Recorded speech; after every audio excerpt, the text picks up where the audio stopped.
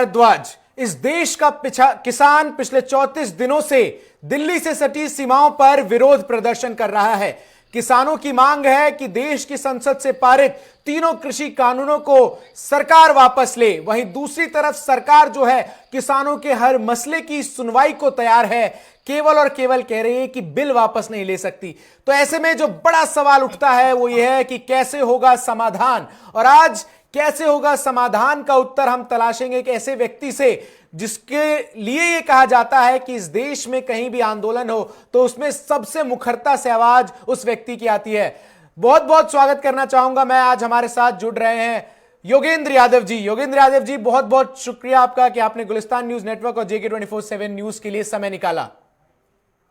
बहुत बहुत शुक्रिया सर, मेरा सीधा और पहला सवाल आपसे होगा, जिस तरीके से किसानों का यह आंदोलन चल रहा है तो इस बिल का समर्थन करने वाले और सरकार से जुड़े कुछ लोग ऐसा कह रहे हैं कि इस पूरे आंदोलन के पीछे जो दिमाग है वो योगेंद्र यादव का है। कितनी सच्चाई है इन आरोपों में? पहली बात तो कि भाई कोई आरोप नहीं, ये कोई अगर देशद्रोही चीज होती तो आप कहते कि आरोप है।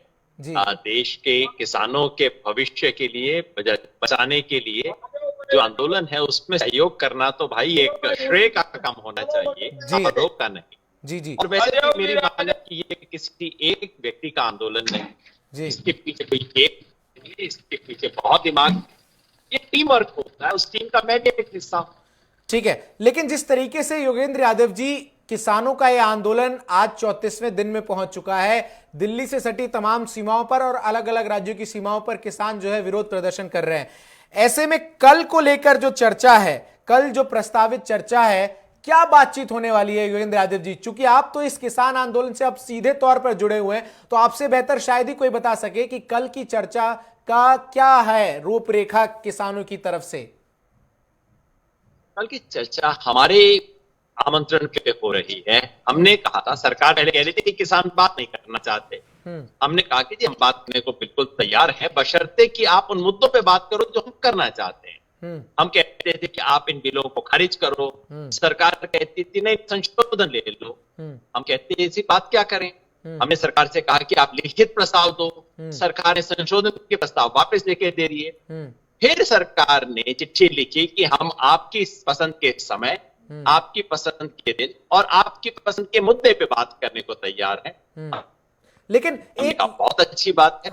तो जो कल की है 30 तारीख की जी, वो हमारे 4 मुद्दों पे हो रही है। ठीक है, हमने बिल्कुल स्पष्ट एजेंडा बना के दिया। हाँ, वो देखा हमने। पहला एजेंडा है जी, वो एजेंडा सर हमने देखा। लेकिन एक आम सवाल है कि जब किसी विषय पर चर्चा होती है, खासकर एक ऐसे विषय पर जो काफी समय से एक गतिरोध की स्थिति उत्पन्न किए हुए है, तब आमतौर पर उस चर्चा का एक सार्थक समाधान निकालने के लिए दोनों पक्षों को थोड़ा लचीला होना होता है, दोनों पक्षों को थोड़ा झुकना पड़ता है।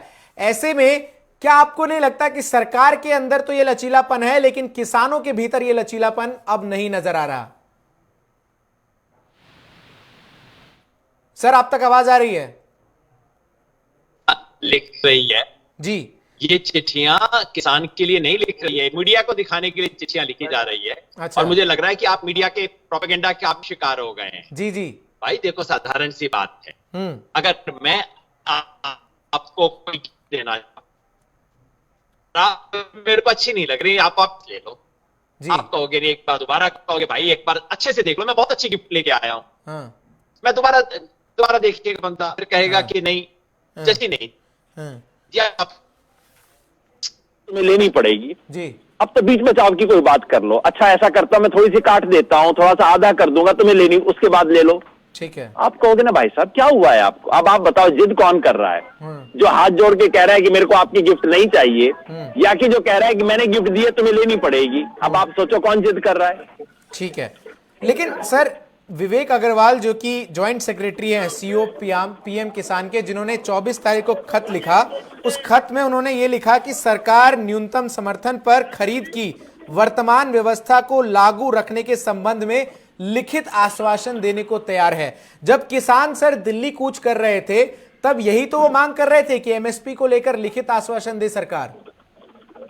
मुझे बहुत हैरानी है कि आप जैसे पत्रकार भी खबरों को ध्यान से नहीं पढ़ते सर मैं वो चिट्ठी, हमने सर जब दिल्ली में मैं उस चिट्ठी का जिक्र कर रहा हूं, वो चिट्ठी मेरे पास है। मैं केवल कौन सी चिट्ठी बताइए, हाँ पढ़ के बताइए उस चिट्ठी से। सर 24 दिसंबर को विवेक अग्रवाल जो कि ज्वाइंट सेक्रेटरी हैं सीईओ पीएम किसान के, जिन्होंने किसानों को खत लिखा, उसमें उन्होंने लिखा दूसरे पन्ने पर पहला पैराग्राफ है सर ये कि सरकार, नहीं मैं उसकी बात नहीं कह रहा भाई, मैं कह रहा हूं कि आप किसानों की चिट्ठी पढ़ के दिखाइए जिसके अंदर हमने कभी भी कहा हो कि आप एमएसपी पे लिखित आश्वासन दे दो, हम मान जाएंगे। यानी स्टेटमेंट दिखा दो किसानों का। एक बात बता दो, जब पहले दिन से हम चले हैं हमने कहा है कि हमें तीनों कानून खारिज करवाने हैं, और अगर सरकार हमें गिफ्ट देना चाहती है तो उसके बदले हमें एमएसपी की लीगल गारंटी दो। हमने इसके अलावा कुछ कहा ही नहीं है। मैं बहुत हैरान हूं कि आप भी इस प्रोपेगेंडा के शिकार हैं। नहीं सर, प्रोपेगेंडा के शिकार नहीं है, पर हम तो उस खत को जो सरकार के द्वारा भेजा गया उस पे आपसे बिंदुवार प्रश्न पूछ रहे थे। अच्छा, एक और सवाल जो सर इस पूरे आंदोलन को लेकर है, सरकार जिस तरीके से किसानों के खिलाफ अभी तक का रुख अपनाए हुए है, ऐसे में आपको क्या लग रहा है कि कब तक ये जो आंदोलन ये समाप्त होगा? क्योंकि आप बिंदुवार बात करना चाहते हैं, मैं बिंदुवार बता दूं। मैं केवल आपको कह रहा था कि आपने जब कहा ना कि किसान जब चले थे तब एमएसपी मांग रहे थे, ये एकदम शुद्ध प्रोपेगेंडा सरकार का है, झूठ है, आप इसका शिकार ना बने। बिल्कुल बिल्कुल। आप विवेक की चिट्ठी बता रहे हैं, बहुत अच्छी बात है।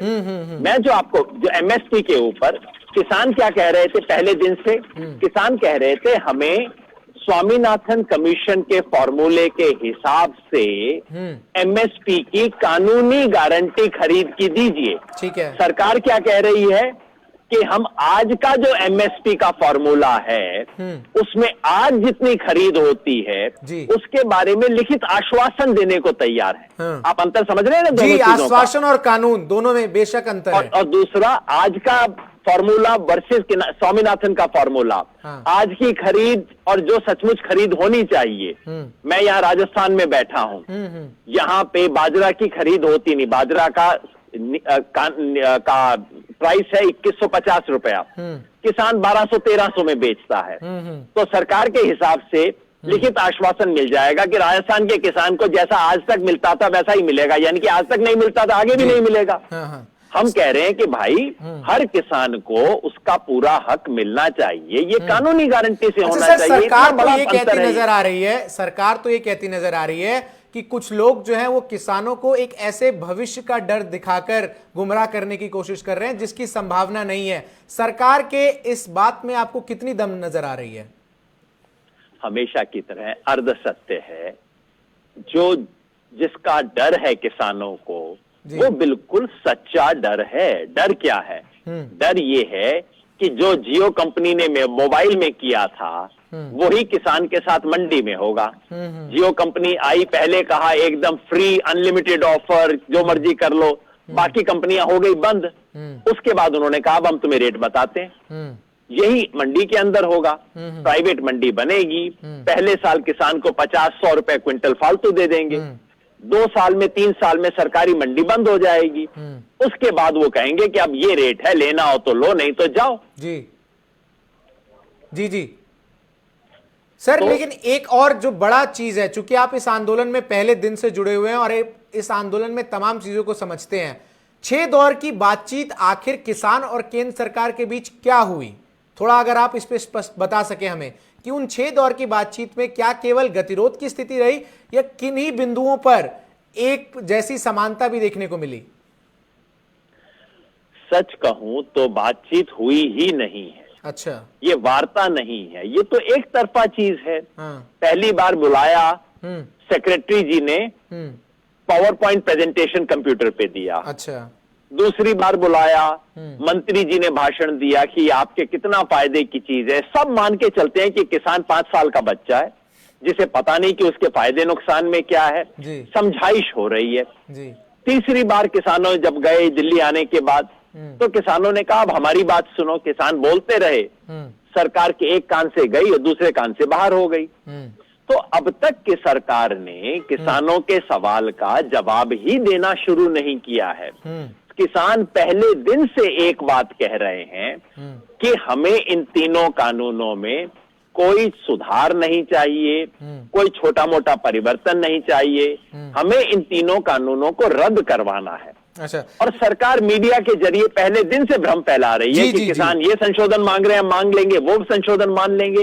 इसलिए बातचीत तो दरअसल हुई नहीं है। मेरी उम्मीद है कि कल बातचीत की शुरुआत होगी। लेकिन सर एक चीज और जिसको लेकर एक पक्ष है, क्योंकि मेरा काम आपके सामने दोनों पक्ष रखना है, तो एक पक्ष किसानों का वो भी है जो इन बिलों का समर्थन कर रहा है। सर आप उस पक्ष को कैसे देख रहे हैं? क्या वो केवल सरकार द्वारा समर्थित पक्ष है, ये वास्तव में वो भी, क्योंकि एक बिल है, इससे इसके पक्ष और विपक्ष दोनों हो सकते हैं, तो इस बिल के पक्ष में जो किसान है सर, उस पर आपकी क्या राय है?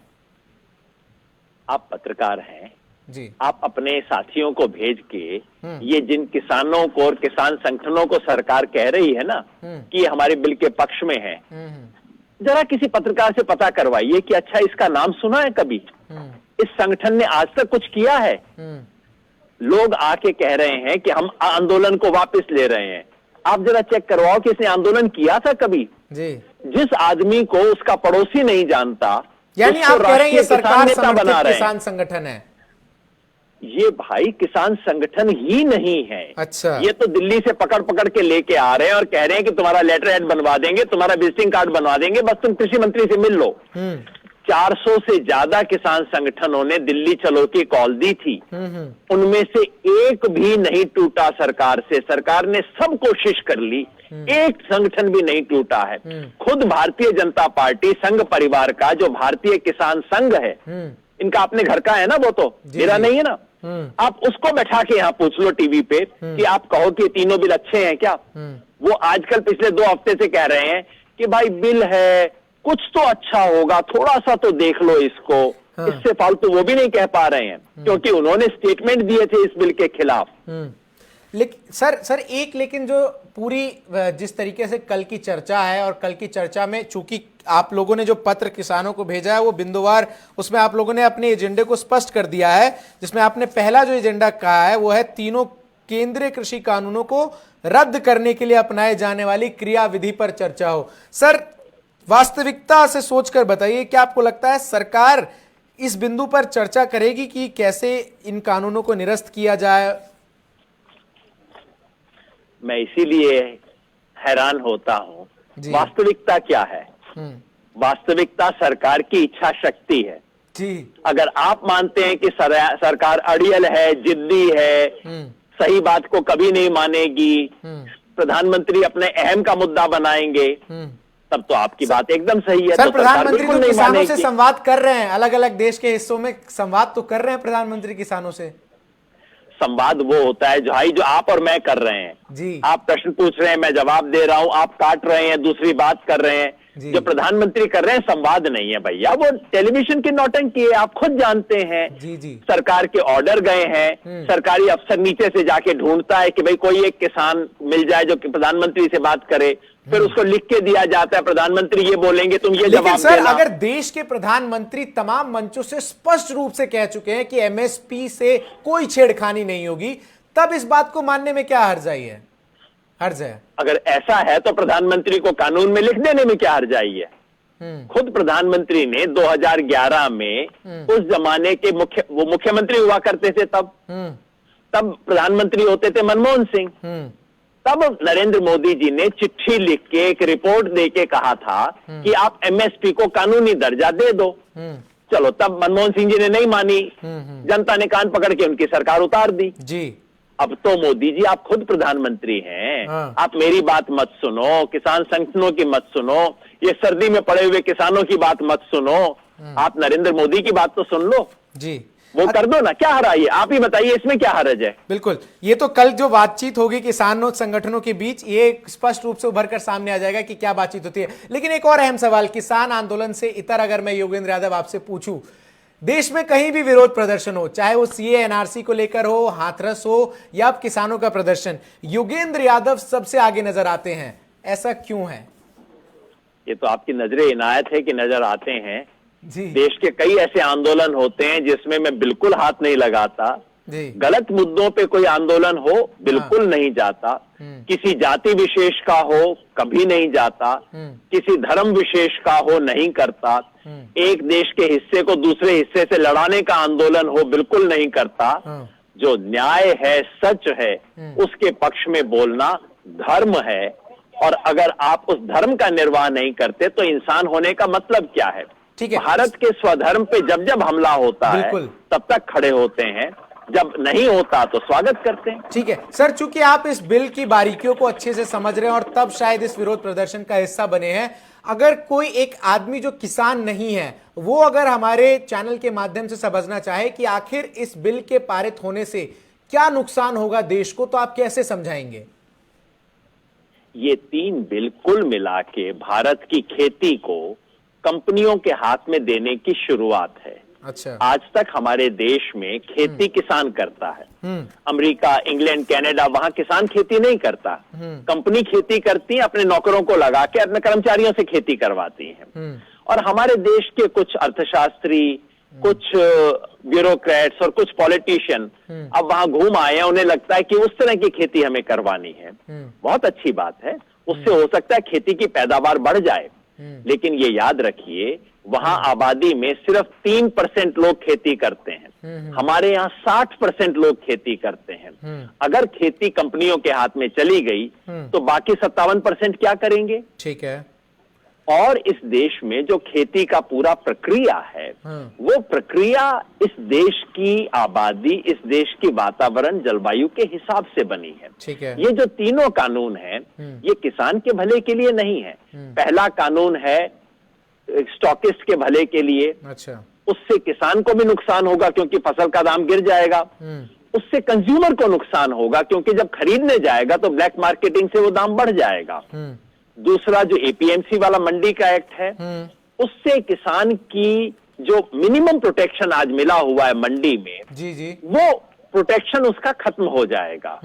और जो तीसरा कानून है कॉन्ट्रैक्ट की खेती का, उसमें अनइक्वल कॉन्ट्रैक्ट होगा। सर पर क्या आपको नहीं लगता गैर बराबर की पार्टी में कॉन्ट्रैक्ट होगा तो किसान मारा जाएगा? सर पर क्या आपको नहीं लगता कि इन्हीं कानूनों से किसानों के पास अपने उत्पादों की बिक्री के लिए ज्यादा विकल्प उपलब्ध होंगे और जो बिचौलियों का रास्ता है वो बंद होगा इन्हीं कानूनों से ही जो पारित हुए हैं? सरकार ये प्रोपेगेंडा काफी समय से कर रही है। अच्छा। और इसका हमने बार बार उत्तर दिया है कि किसान के पास विकल्प पहले भी था। हाँ। आज से 1 साल पहले भी अगर हरियाणा से अपना प्रोडक्ट लेके मैं कलकत्ता बेचना चाहूं, हाँ। किसान पे कोई पाबंदी नहीं थी, पाबंदी ट्रेडर्स पे थी। हाँ। पर हकीकत ये है कि इस देश का कोई किसान कलकत्ता छोड़िए अपने पड़ोस के जिले में जा नहीं सकता है, क्योंकि उसको चाहिए, किसान को मंडी के सामने दूसरी मंडी नहीं चाहिए, उसे ज्यादा मंडियां चाहिए देश भर के अंदर। सरकार की मंडियों की व्यवस्था बेहतर चाहिए। और रही बिचौलियों की बात, ये बिल्कुल शुद्ध झूठ है, क्योंकि इस नई प्राइवेट मंडियां जो होंगी वो बिचौलियों के बगैर थोड़ी काम करेंगी। अडानी अंबानी खुद आके यहाँ पे खरीदेंगे। लेकिन वो भी अपने बिचौलियों को लगाएंगे। उनका बिचौलिया टाई लगा के आएगा, इंग्लिश में बोलेगा, अपने आप को रिलेशंस एग्जेक्टिव बोलेगा। जी जी जी। लेकिन सर एक चीज और, सरकार कह रही है कि यदि जिस चीज का किसान सालों से, वर्षों से मांग कर रहे थे हमने वो की, हम यदि इस देश की खेती को हाईटेक बनाना चाहते हैं, आधुनिक बनाना चाहते हैं, तो आखिर कुछ लोगों को पेट में दर्द क्यों हो रहा है? आप पत्रकार हैं जी, इस शो के खत्म होने के बाद रिसर्च कीजिएगा। जी जी जी बिल्कुल। और मुझे उस हाँ। एक किसान संगठन का नाम बताइएगा जिसने इन कानूनों की मांग की हो पिछले कई सालों में। सरकार कह रही है ना मांग कर रहे हैं, तो भाई कौन है किसान जो कि मांग कर रहे हैं? पता तो लगना चाहिए ना कि वो कौन किसान संगठन है। नंबर 2, हाईटेक करना, इसका हाईटेक से क्या मतलब है? ये तो केवल बाजार का मामला है। बाजार में आप कंपनियों को लेके आ रहे हैं, इससे खेती हाईटेक कैसी होगी? और भाई हाईटेक हो या लो टेक हो, असली बात यह है कि किसान को क्या मिलता है। क्या किसान के पेट में 4 पैसा फालतू जाता है, ज्यादा रोटी जाती है, घर में पैसा उसको ज्यादा मिलता है?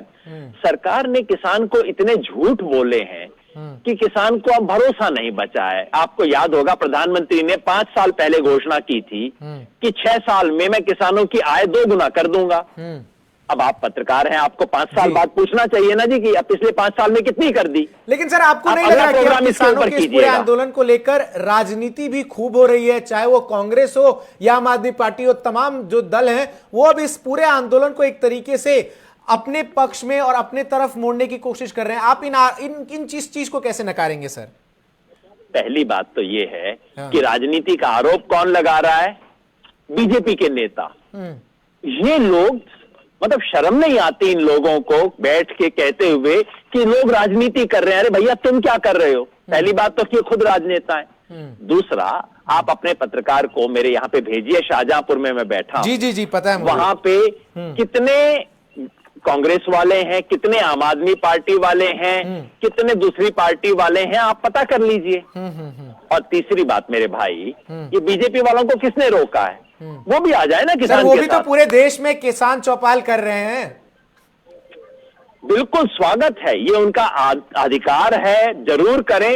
सरकारी अमले का इस्तेमाल मत करें अपने राजनीतिक प्रयोग के लिए। हाँ। जो प्रधानमंत्री कर रहे हैं, ये सरकारी नौटंकी बंद करो। पार्टी हो, आराम से आओ, सड़क पे आओ, आप जनता को बताओ, हम जनता को बताते हैं, अच्छी बात है। जनता तय करेगी, किसान तय करेगा। और अगर आप यहाँ एक बार घूम जाएं शाहजहांपुर में, जी, जी, टिकरी जी। बॉर्डर में, जी। तो आपको पता लग जाएगा किसान ने क्या तय कर लिया है। जी बिल्कुल, हमारी टीम निरंतर तमाम जगहों पर जो है इस प्रदर्शन को कवर कर रही है। लेकिन इस बीच योगेंद्र यादव जी, साल 2021 से आपकी क्या आकांक्षाएं हैं, खासकर जब ये आंदोलन अब निश्चित तौर पर अगले साल खिंचता हुआ नजर आ रहा है? इस संदर्भ में तो मेरी एक ही आकांक्षा है कि भाई सन 2020 जी। देश के लिए और दुनिया के लिए बहुत संकट लेके आया। हाँ।